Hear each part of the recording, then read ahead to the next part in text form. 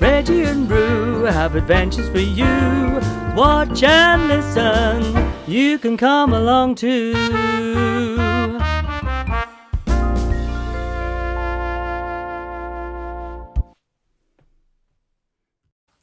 Right then, Reg. Right then, Roo. It's story time. Are you ready? This story's called A Little Princess by Frances Hodgson Burnett. Chapter 1. Sarah. Once on a dark winter's day, when the yellow fog hung so thick and heavy in the streets of London that the lamps were lighted and the shop windows blazed with gas as they do at night, an odd-looking little girl sat in a cab with her father and was driven rather slowly through the big thoroughfares. She sat with her feet tucked up under her and leaned against her father, who held her in his arm, as she stared out of the window at the passing people with a queer old-fashioned thoughtfulness in her big eyes. She was such a little girl that one did not expect to see such a look on a small face. It would have been an old look for a girl of 12, and Sarah Crewe was only 7. The fact was, however, that she was always dreaming and thinking of odd things, and could not help herself remember any time when she had not been thinking of things about grown-up people and the world they belonged to. She felt as if she had lived a long, long time. At this moment, she was remembering the voyage she had made from Bombay with her father, Captain Crewe. She was thinking of the big ship of the Lascars passing silently to and fro on it, of the children playing about on the hot deck, and of some young officers' wives who used to try to make her talk to them and laugh at the things she said. Principally, she was thinking of what a queer thing it was that at one time one was in India in the blazing sun, and then in the middle of the ocean, and then driving in a strange vehicle through strange streets where the day was as dark as the night. She found this so puzzling that she moved closer to her father. "Papa," she said, in a low, mysterious little voice, which was almost a whisper. "Papa." "What is it, darling?" Captain Crewe answered, holding her closer and looking down into her face. What is Sarah thinking of? "Is this the place?" Sarah whispered, cuddling still closer to him. "Is it, Papa?" "Yes, little Sarah, it is. We have reached it at last." And though she was only 7 years old, she knew that he felt sad when he said it. It seemed to her many years since he had begun to prepare her mind for the place, as she always called it. Her mother had died when she was born, so she had never known or missed her. Her young, handsome, rich, petting father seemed to be the only relation she had in the world. They had always played together and been fond of each other. She only knew he was rich because she'd heard people say so when they thought she wasn't listening. And she'd also heard them say that when she grew up, she would be rich too. She did not know at all that what being rich meant. She'd always lived in a beautiful bungalow and had been used to seeing many servants who had made salams to her and called her Missy Sahib and gave her own way in everything.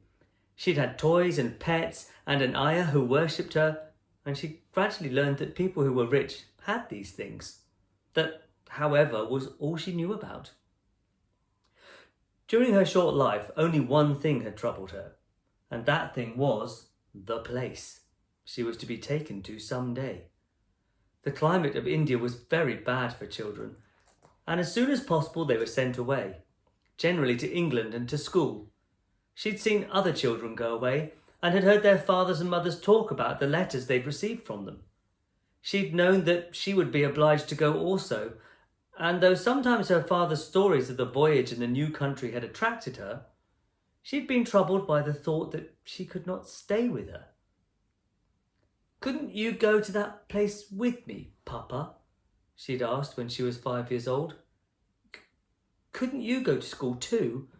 I would help you with your lessons." "But you will have to stay a very long time, little Sarah," he had always said. "You will go to a nice house where there will be a lot of little girls, and you will play together, and I will send you plenty of books, and you will grow so fast that it will seem scarcely a year before you are big enough and clever enough to come back and take care of Papa. She'd liked to think of that. To keep the house for her father, to ride with him and sit at the head of his table when he'd had dinner parties, to talk to him and read his books. That would be what she would like most in the world. And if one must go away to the place in England to attain it, she must make up her mind to go. She did not care very much for other little girls, but if she had plenty of books, she could console herself. She liked books more than anything else, and was in fact always inventing stories of beautiful things and telling them to herself. Sometimes she told her father, and he'd like them as much as she did. "Well, Papa," she said softly, "if we are here, I suppose we must be resigned." He laughed at her old-fashioned speech and kissed her. He was really not at all resigned himself, though he knew he must keep that secret. His quaint little Sarah had been a great companion to him, and he felt he should be a lonely fellow when on his return to India he went into his bungalow knowing he need not expect to see the small figure in its white frock come forward to meet him. So he held her very closely in his arms as the cab rolled into the big dull square in which stood the house which was their destination. It was a big dull brick house, exactly like the others in its row, but that on the front door there shone a brass plate which was engraved in black letters, "Miss Minchin, Select Seminary for Young Ladies." "Here we are, Sarah," said Captain Crewe, making his voice sound as cheerful as possible. Then he lifted her out of the cab, and they mounted the steps and rang the bell. Sarah often thought afterwards that the house was somehow exactly like Miss Minchin. It was respectable and well furnished, but everything in it was ugly, and the very armchairs seemed to have hard bones in them. In the hall, everything was hard and polished. Even the red cheeks of the moon face on a tall clock in the corner had a severe, varnished look. The drawing room into which they were ushered was covered by a carpet with a square pattern upon it. The chairs were square, and a heavy marble timepiece stood upon the heavy marble mantel. As she sat down in one of the stiff mahogany chairs, Sarah cast one of her quick looks about her. "I don't like it, Papa," she said. "But then I dare say soldiers, even brave ones, don't really like going into battle." Captain Crewe laughed outright at this. He was young and full of fun, and he never tired of hearing Sarah's queer speeches. "Oh, little Sarah," he said, "what shall I do when I have no one to say solemn things to me? No one else is as solemn as you are." "But why do solemn things make you laugh so?" inquired Sarah. "Because you are such fun when you say them," he answered, laughing still more. And then suddenly he swept her into his arms and kissed her very hard, stopping laughing all at once and looking almost in tears as if he had them coming into his eyes. It was just then that Miss Minchin entered the room. She was very like her house, Sarah felt. Tall and dull, and respectable and ugly. She had large, cold, fishy eyes and a large, cold, fishy smile. It spread across her face into a very large smile when she saw Sarah and Captain Crewe. She had heard a great many desirable things of the young soldier from the lady who'd recommended her school to him. Among other things, she'd heard that he was a rich father who was willing to spend a great deal of money on his little daughter. "It will be a great privilege to have charge of such a beautiful and promising child, Captain Crewe," she said, taking Sarah's hand and stroking it. "Lady Meredith has told me of her unusual cleverness. A clever child is a great treasure in an establishment like mine." Sarah stood quietly, with her eyes fixed upon Miss Minchin's face. She was thinking something odd, as usual. "Why does she say I'm a beautiful child?" she was thinking.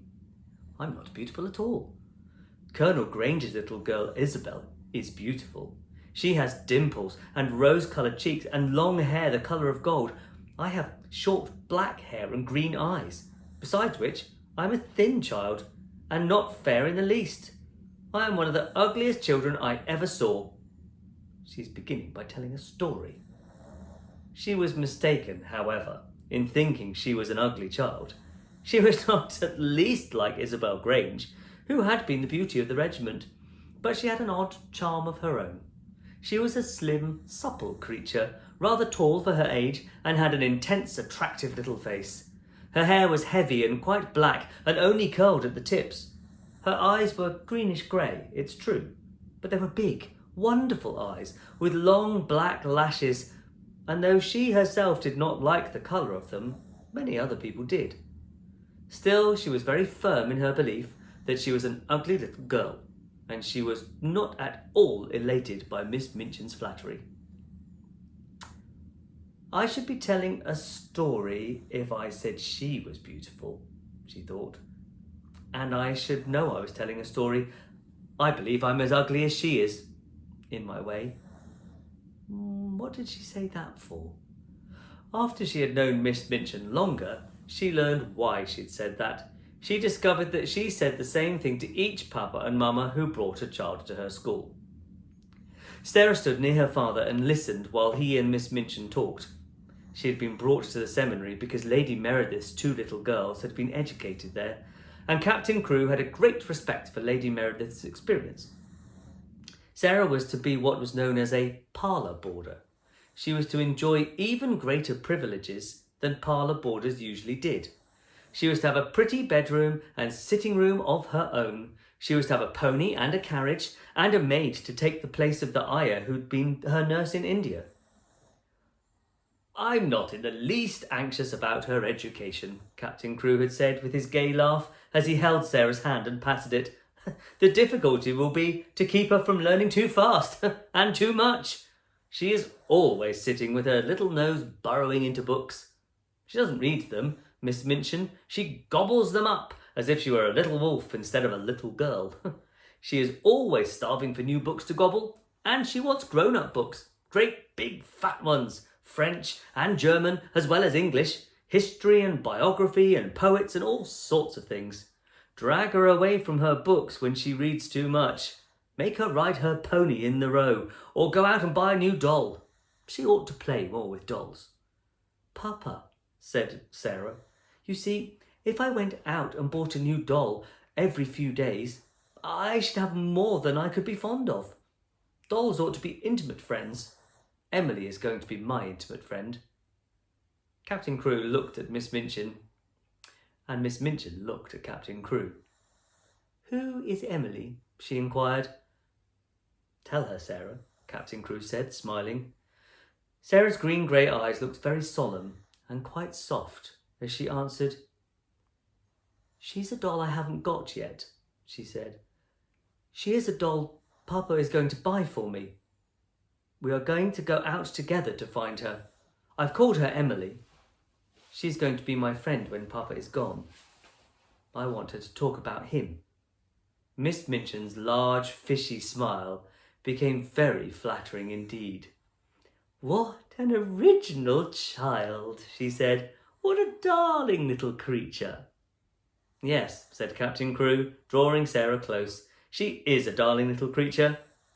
Take care of her for me, Miss Minchin.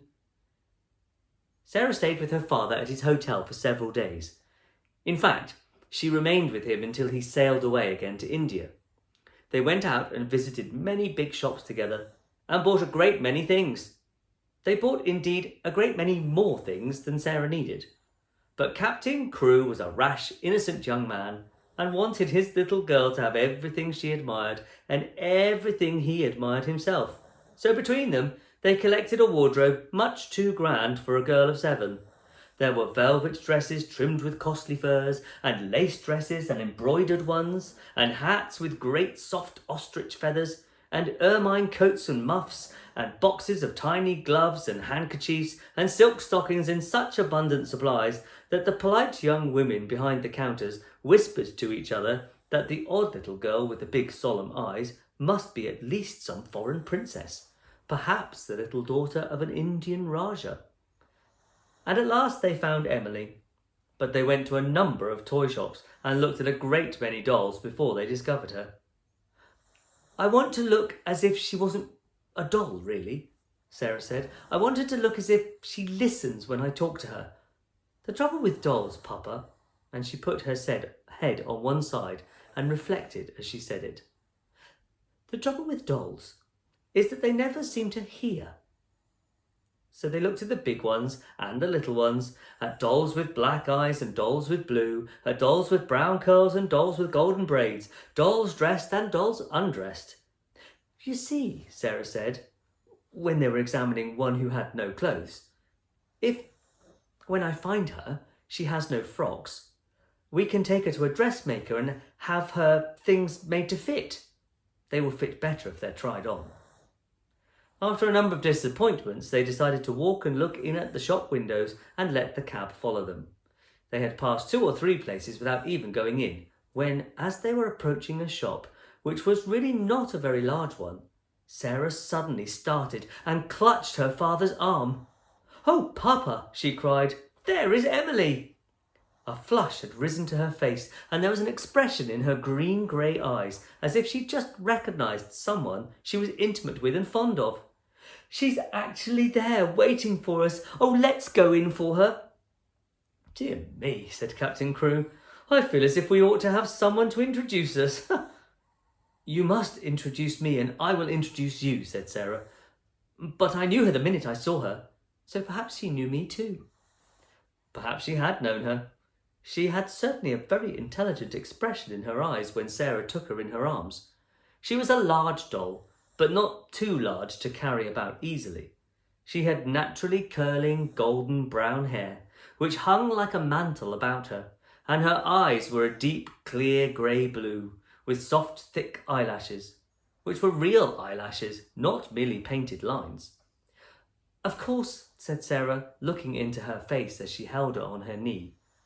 "Of course, Papa, this is Emily." So Emily was bought and taken back to a children's outfitter's shop and measured for a wardrobe as grand as Sarah's own. She had lace frocks too, and velvet and muslin ones, and hats and coats and beautiful lace-trimmed underclothes, and gloves and handkerchiefs and furs. "I should like her always to look as if she was a child with a good mother," said Sarah. "I'm her mother, though I'm going to make a companion of her." Captain Crewe would really have enjoyed the shopping tremendously, but that a sad thought kept tugging at his heart. This all meant that he was going to be separated from his beloved, quaint little comrade. He got out of his bed in the middle of that night and went and stood looking down at Sarah, who lay asleep with Emily in her arms. Her black hair was spread out on the pillow, and Emily's golden brown hair mingled with it. Both of them had lace-ruffled nightgowns, and both had long eyelashes, which lay and curled up on their cheeks.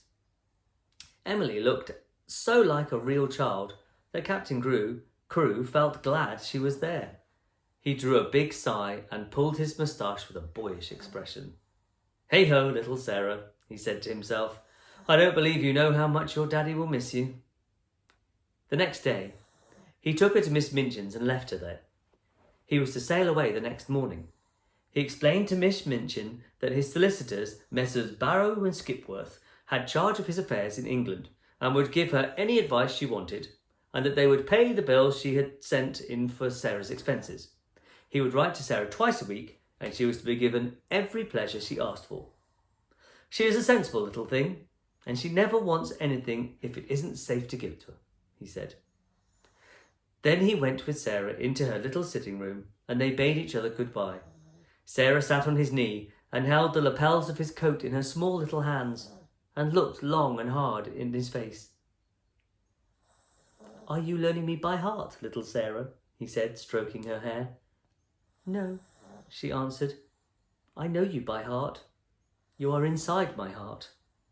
And they put their arms around each other and kissed as if they would never let go of each other.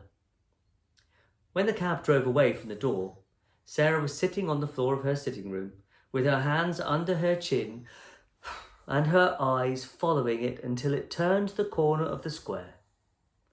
Emily was sitting by her, and she looked after it too. When Miss Minchin sent her sister, Miss Amelia, to see what the child was doing, she found she could not open the door. "I've locked it," said a queer, polite little voice from inside. "I want to be quite by myself, if you please."